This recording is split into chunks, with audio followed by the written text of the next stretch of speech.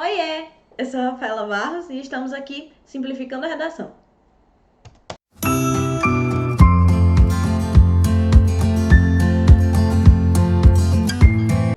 E aí, pessoal, como é que vocês estão? Eu espero que todo mundo esteja bem. Semana após São João, que não existiu. Se o São João existiu pra você, você está errado. Eu sinto muito, porque não é pra ter São João, tava proibido. A gente tá numa pandemia, então fica em casa. Querido, querida, amado.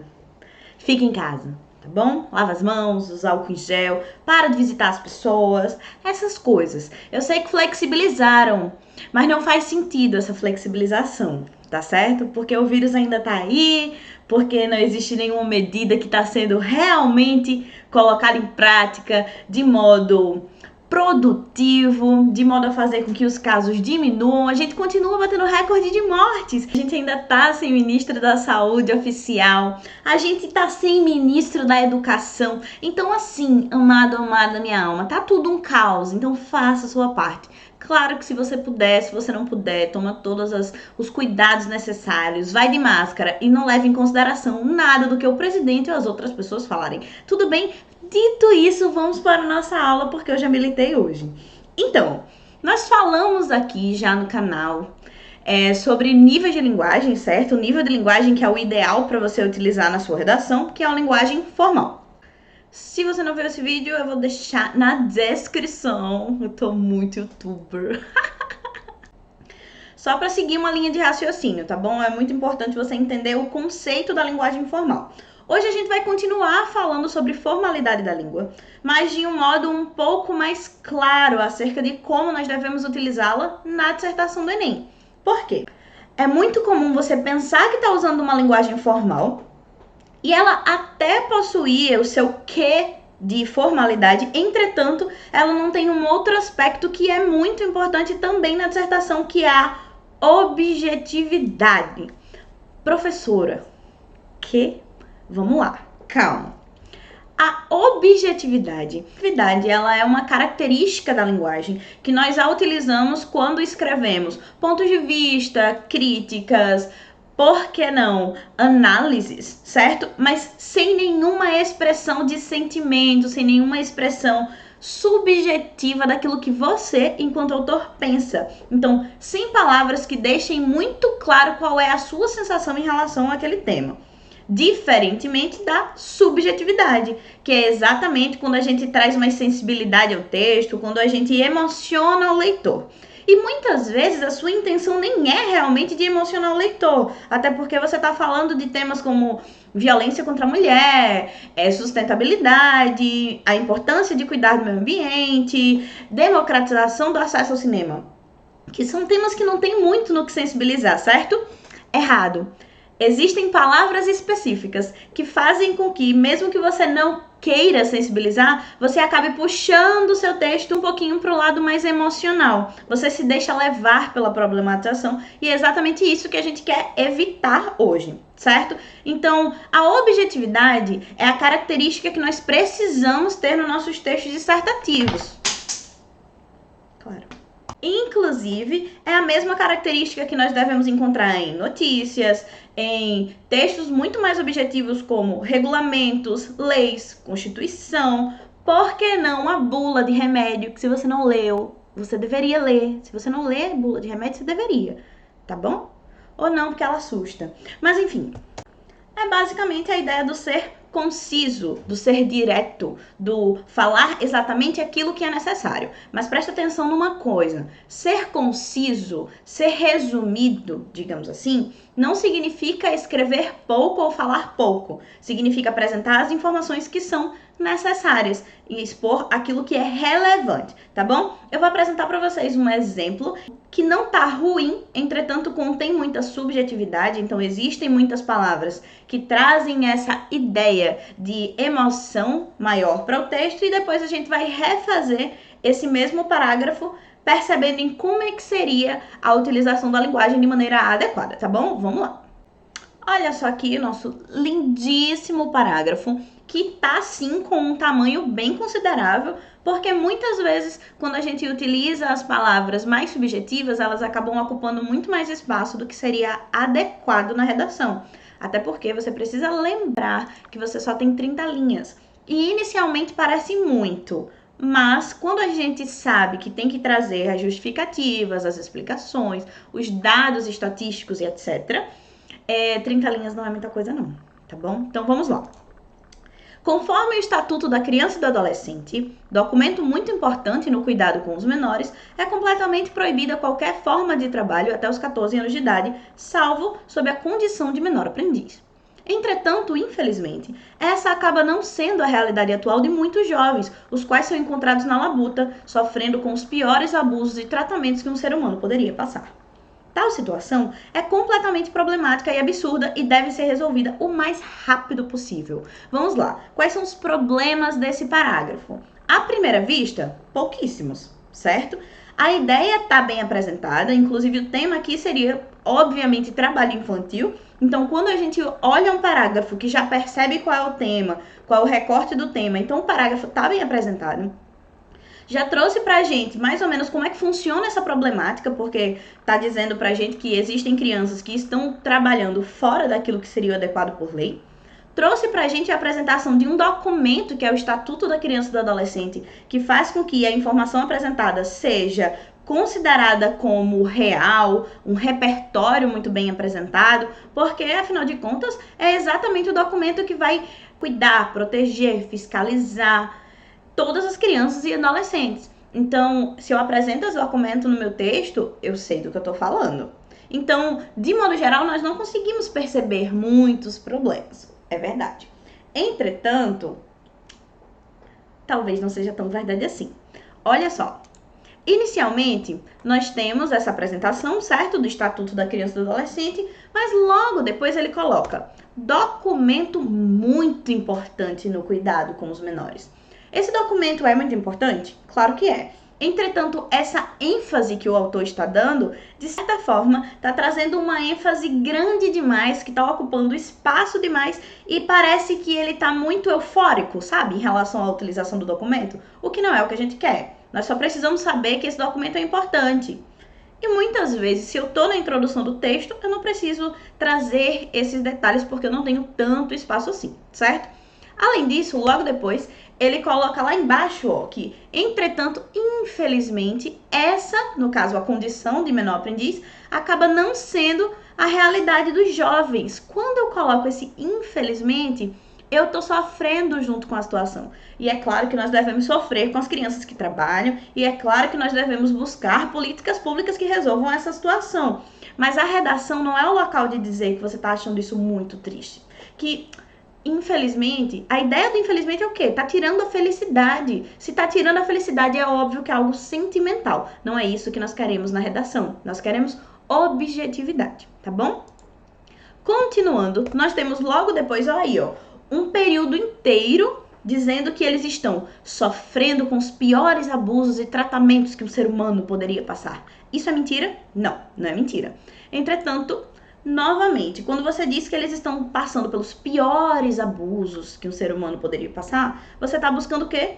Uma sensibilização. Você está dizendo para o corretor, olha só, coitadinhas dessas crianças, a gente precisa fazer alguma coisa por elas. E aqui não é o lugar disso. Aqui não é um local de discursar, aqui não é um local de militar, a não ser que seja com objetividade. Então, você não deve nunca buscar trazer essa sensibilização, esse choramingo para a sua redação, combinado? Então, não, só não. Além disso, nós temos ainda, para finalizar, para botar a cereja nesse bolo, olha só, a situação é completamente problemática, e aí lá em cima a gente teve a utilização do completamente, por que aqui embaixo não poderia? Preste atenção, lá em cima eu tô falando que dentro do documento é uma situação completamente proibida. Isso quer dizer que é uma situação que é contra a lei, certo? Eu não sou muito fã desse completamente aí no início, entretanto ele não é tão problemático quanto a segunda utilização, porque tá dando uma ênfase muito maior. Quando a gente fala que uma situação ela é um problema, quando a gente fala que uma situação ela é problemática, nós já estamos expondo qual é a intensidade disso. Não é algo bom, é problemático. Então, nós não precisamos do completamente para trazer essa ênfase ainda maior. Além disso, existe uma questão que é essa repetição que me incomoda, que olha só, viu?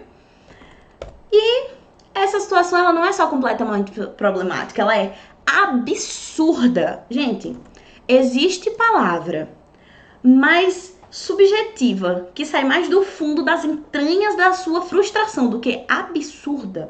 Eu sei que existe, mas não fala essas coisas que vocês pensaram, tá bom? Porque eu também pensei, mas deixa pra lá. Completamente absurda. Isso é extremamente subjetivo, isso saiu realmente do fundo do seu coração. Mas não é isso que a gente quer na redação. E ainda se colocou que ela deve ser resolvida o mais rápido possível. Essa ideia de urgência, de o mais rápido possível, fecha todos os pensamentos que eu acabei de apresentar para vocês. Basicamente está dizendo, olha só, isso é a coisa mais urgente do mundo.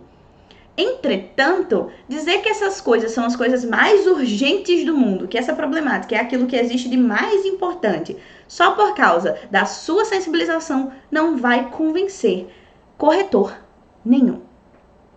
Então, querida professora, do fundo do meu coração, eu gostaria de não utilizar essas palavras.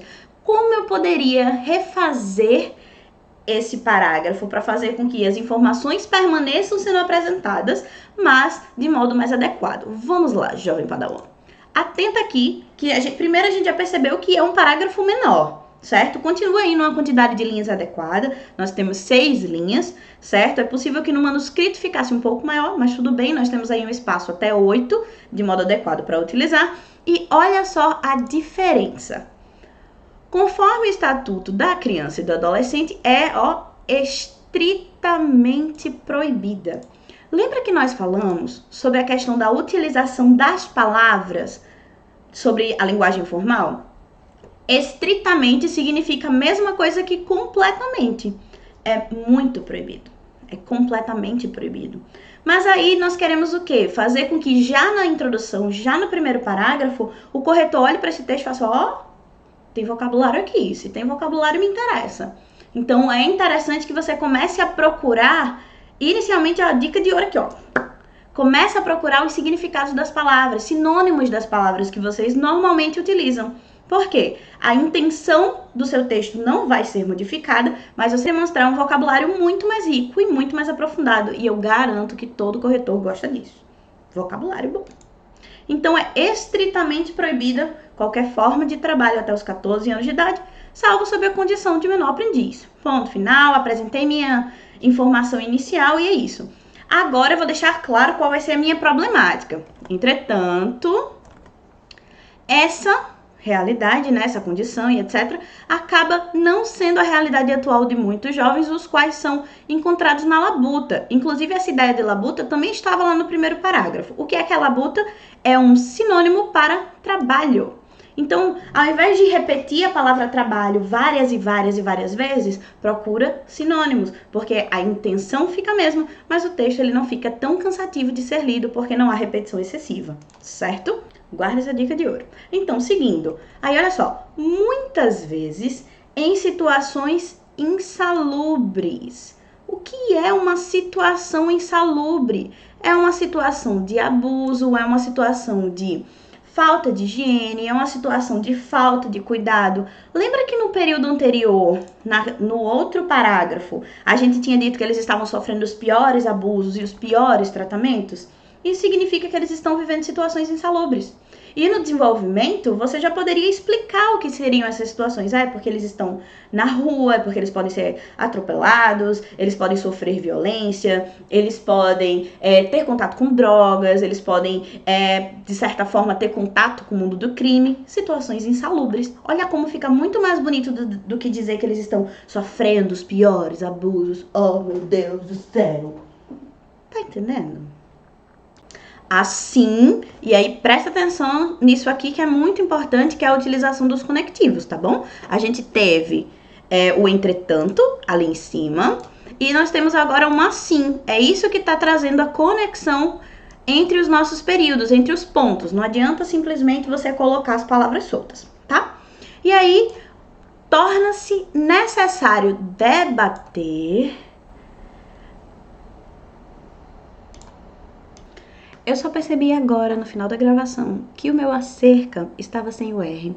Então perdoa que eu não vou gravar tudo de novo. E finge que o R estava lá sempre, porque eu sei que a cerca tem R e vocês também sabem. Beleza? Então vamos seguindo o fluxo. Bom, é que vai que vocês não tinham percebido. E aí vocês perceberam agora, porque eu fui falar. A pessoa expondo os próprios defeitos, não é mesmo? Tudo bem, tudo bem. Torna-se necessário debater acerca desta problemática. Então, assim, anteriormente, no parágrafo que eu apresentei para vocês, estava dizendo que o quê? Que essa situação era completamente problemática, absurda e que deveria ser resolvido o mais rápido possível. Então, além de trazer a subjetividade, ainda trazia pra gente uma ideia de não muita preocupação acerca de como isso ia acontecer. Entretanto, agora nós temos um indício de que há uma preocupação. Por quê? Tá dizendo que não é necessário simplesmente ir lá e resolver o mais rápido possível, mas sim debater sobre a problemática, atentar a ela, tentar entendê-la. Então, é necessário debater acerca da problemática, por quê? Porque aí se vai conseguir chegar às possíveis soluções. O que também deixa bem claro para o corretor que você, enquanto autor, sabe que não é só uma coisa que vai fazer com que isso seja resolvido. Inclusive, segunda dica de ouro. Quando você não consegue muito bem finalizar a sua introdução, você pode trazer essa indicação no final do parágrafo, dizer que, essa situação problemática aqui é algo que está afetando a sociedade e que precisa ser debatido consecutivamente resolvido, tá certo? Então, hoje nós falamos sobre objetividade, sobre o quanto a sua redação ela precisa não ter as situações que estão lá no fundo do seu coração, mas que você precisa utilizar uma linguagem que seja objetiva, que seja concisa, que vá direto ao ponto, sem deixar de lado a informatividade e a utilização de um vocabulário bacana, certo? Qualquer dúvida, entre em contato, fala comigo, fale com seus professores, enfim. A gente tá aqui para ajudar. É isso, até semana que vem. Cheiro, tchau!